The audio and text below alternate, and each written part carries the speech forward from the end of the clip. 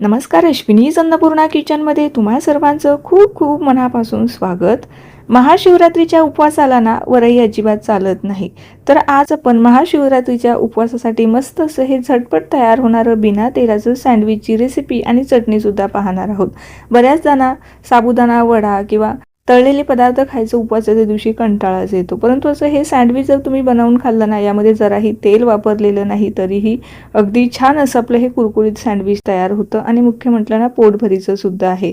मस्त हे सँडविच आणि चटणीची रेसिपी आज मी तुमच्याबरोबर शेअर करते, त्यामुळे आजचा हा व्हिडिओ कुठेही स्किप न करता अगदी शेवटपर्यंत नक्की पहा. रेसिपी नेहमीप्रमाणेच अगदी साधी, सिंपल, सोपी आहे, त्यामुळे तुम्हाला नक्कीच आवडणार आहे. तर त्यासाठी रेसिपीला एक लाईक जरूर करा.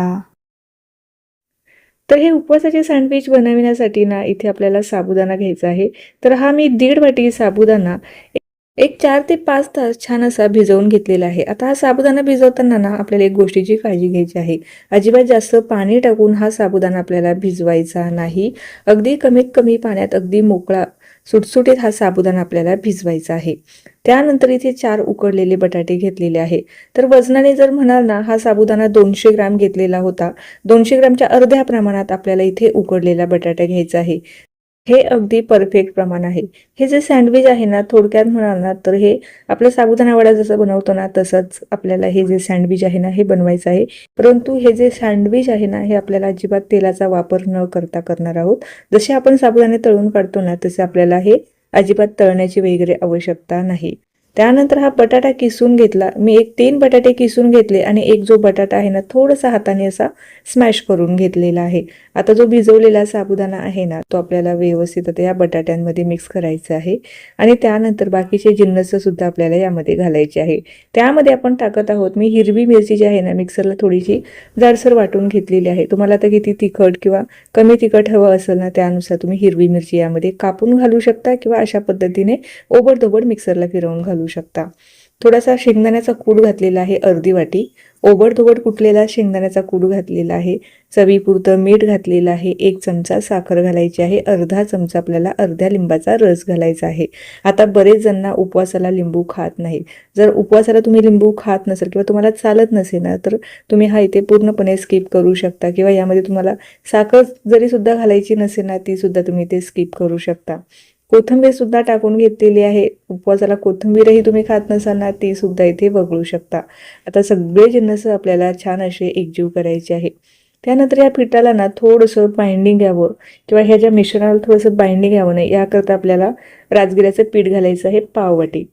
त्यामुळे काय होणार आहे आपल्या मिश्रणाला थोडंसं बाइंडिंग सुद्धा येईल आणि आपलं जे सँडविच आहे ना ते मस्त असं खरपूस आणि कुरकुरीत होणार आहे. त्यामुळे राजगिऱ्याचं पीठ यामध्ये घातलेलं आहे किंवा राजगिऱ्याच्या पिठाऐवजी ना तुम्ही कच्चे साबुदाणे थोडीशी भाजून घ्यायची आणि त्याची सुद्धा पावडर करून यामध्ये घालू शकता किंवा वरईच्या पिठाची पावडर इथं तुम्ही पीठ वापरू शकता किंवा शिंगाड्याचं पीठ वापरू शकता. ते सुद्धा पाववाटीच आपल्याला यामध्ये घालायचं आहे. त्यामुळे आपल्या सँडविचला कुरकुरीतपणा येणार आहे. त्यामुळे आपल्याला हे वापरायचं आहे. आणि जेव्हा हे मिश्रण तुम्ही एकजीव कराल ना तेव्हा अगदी हलक्या हाताने एकजीव करायचं आहे, जेणेकरून जो साबुदाणा आहे ना तो जास्त स्मॅश होणार नाही याची काळजी घ्यायची आहे. तर हे पहा मिश्रण तयार झालेलं आहे. त्यानंतर इथे माझ्याकडे सँडविच मेकर आहे. त्यामध्ये आता हे सँडविच मी तयार करणार आहे. जर तुमच्याकडे सँडविच मेकर नसेल ना तर तुम्ही हे मस्त असे पातळ थालीपीठ थापायचे आणि तव्यावरती खमंग असे तुपावरती किंवा तेलावरती भाजून घ्यायचे आहे. तसेही बनवले ना तरीही छानच लागतात. आता इथे माझे सँडविच मेकर आहे त्यामुळे मी थोडंसं शेंगदाण्याचं तेल लावलेलं आहे. आता यामध्ये टाकण्यासाठी ना माझ्याकडे पनीर आहे. जे सँडविच आहे ना त्याच्या आतमध्ये स्टफिंग भरणार आहोत तर त्यासाठी इथे मी पनीरचा वापर करणार आहे आणि काकडीचा वापर करणार आहे. त्यामुळे अजूनच आपलं सँडविच आहे ना खूप टेस्टी आणि पौष्टिक होणार आहे आणि पोटभरीचं सुद्धा होणार आहे. तर शेंगदाण्याचं तेल इथे मी वापरलेलं आहे किंवा तुम्ही तुपावरती सुद्धा हे छान असं दोन्हीही बाजूनी जोपर्यंत गोल्डन ब्राऊन रंगावर येत नाही ना तोपर्यंत आपल्याला हे छान असं परतवून घ्यायचं आहे. तर हे पहा मस्त असं खरपूस इथे मी हे पनीर भाजून घेतलेलं आहे. छोट्या क्यूबमध्येही तुम्ही याला कट करू शकता. आता मी ही स्लाइस जी आहे ना त्या सँडविच मेकरमध्ये जेव्हा आपण मिश्रण भरू ना त्याच्या मधोमध ठेवणार आहे. तर आता हे जे मिश्रण आपण तयार करून घेतलेलं होतं ना अर्ध आपल्याला अगोदर भरून घ्यायचं आहे आणि त्यानंतर आपल्याला यामध्ये जे आपण तळून घेतलेलं पनीर आहे ना ते यामध्ये भरायचं आहे. जास्त भरगच्चही भरायचं नाही, कारण जसं जसं आपण याला शिजवून घेऊ ना तर तसा तसा हा साबुदाणा फुलत जातो आणि सँडविच मेकरच्या बाहेर येण्याचा प्रयत्न करतो. त्यामुळे अगदी जास्त भरगच्च सुद्धा भरायचं नाही. तर हे तळलेलं जे पनीर आहे ते टाकून घेतलेलं आहे. त्यानंतर इथे मी काकडी टाकत आहे, किंवा तुम्ही नुसतंच पनीर किंवा नुसती तुम्ही काकडीही ठेवली नाही यामध्ये तरीही चालेल, किसून घातली तरीही चालेल. बरेच जण उपवासाला टोमॅटो सुद्धा खातात, तर तुम्ही जर उपवासाला टोमॅटो खात असाल ना तर टोमॅटोचे काप सुद्धा तुम्ही यामध्ये घालू शकता, किंवा तळलेले ड्रायफ्रूट जरी तुम्हाला यामध्ये घालायचे असेल ना ते सुद्धा यामध्ये घालू शकता. छान व्यवस्थित आपल्याला हे भरून घ्यायचं आहे आणि झाकण लावून आपल्याला हे मस्त असं कमी गॅसवरती आपल्याला हे जे सँडविच आहे ना दोन्हीही बाजूंनी भाजून घ्यायचं आहे. गॅस कुठेही मोठा करायचा नाही. सुरुवातीला जेव्हा मी सांगितलं होतं ना जास्त भरगच्च भरलं ना साईडने जो साबुदाणा आहे ना जसा जसा शिजत जातो ना तसा तसा हा फुलत जातो. त्यामुळे जास्त भरगच्च भरायचं नाही, मिश्रण बाहेर येण्याची शक्यता असते.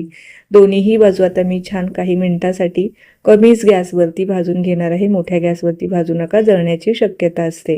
तर हे पहा मस्त दोन्हीही बाजूंनी कुरकुरीत झालेलं आहे. यापेक्षा अजून कुरकुरीत करायचं असेल तर तुम्ही अजूनही काही मिनिटं याला भाजून घेऊ शकता. तर हे पहा मस्त मी हे सँडविच दोन्हीही बाजूंनी कुरकुरीत असं भाजून घेतलेलं आहे. रंगही अगदी छान आलेला आहे, तुम्हाला इथे दिसतच असेल. वरची बाजू सुद्धा अतिशय कुरकुरीत झालेली आहे.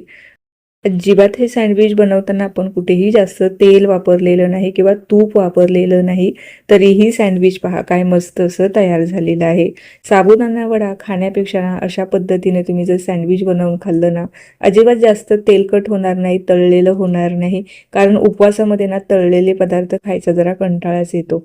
तर त्यासाठी ना हे सँडविच अतिशय भारी आहे, पौष्टिक आहे, पोटभरीचं आहे.